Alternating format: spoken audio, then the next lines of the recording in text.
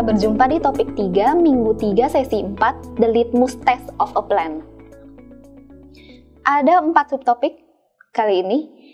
Analisis kelayakan adalah uji yang lebih ketat, yang didesain untuk mengambil ide-ide terbaik yang muncul dari saringan awal, dan penilaian menyeluruh dari kelayakannya. Analisis kelayakan yang dijalankan dengan baik adalah dasar dari rencana bisnis yang baik. Berikut ada 4 langkah dalam proses analisis kelayakan.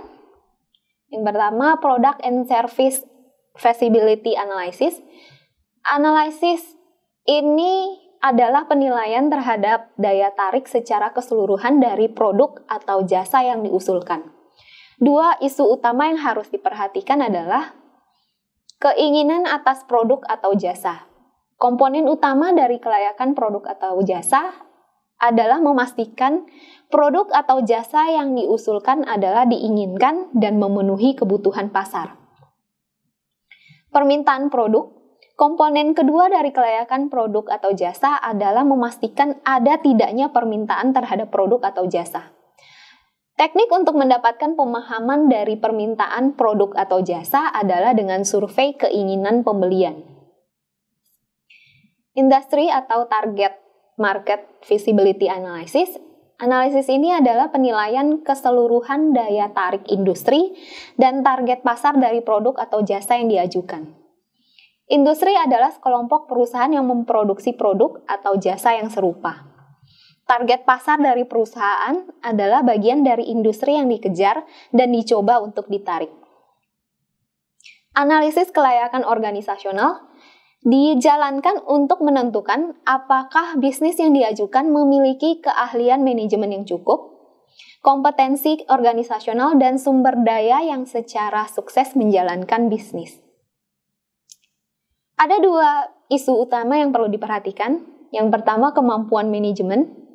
Kemampuan manajemen ini didefinisikan sebagai pengalaman kewirausahawan, kedalaman profesionalitas, dan jaringan sosial dari individu yang terlibat, tingkat kreativitas anggota, dan adanya partner. Yang kedua, kecukupan sumber daya. Bagian ini adalah analisis terhadap sumber daya non-finansial yang kerap menjadi isu seperti ruang kantor, penerangan, karyawan manajemen kunci, dukungan personel kunci, dan dukungan dari pemerintah setempat. Analisis kelayakan finansial.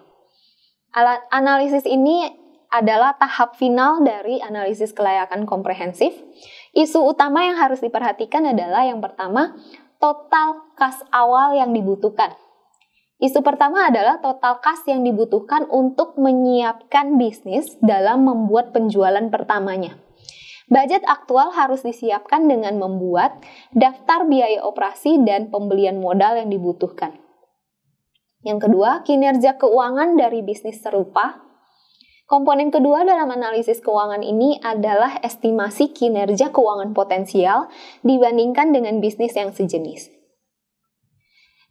Ketiga, dan yang terakhir, daya tarik finansial secara keseluruhan.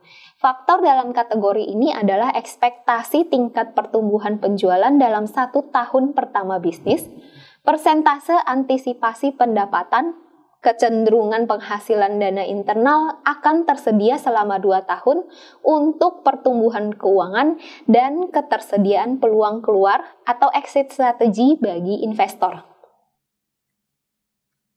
Demikian overview untuk topik 3, The Litmus Test of a Plan. Sampai jumpa di topik berikutnya. Terima kasih.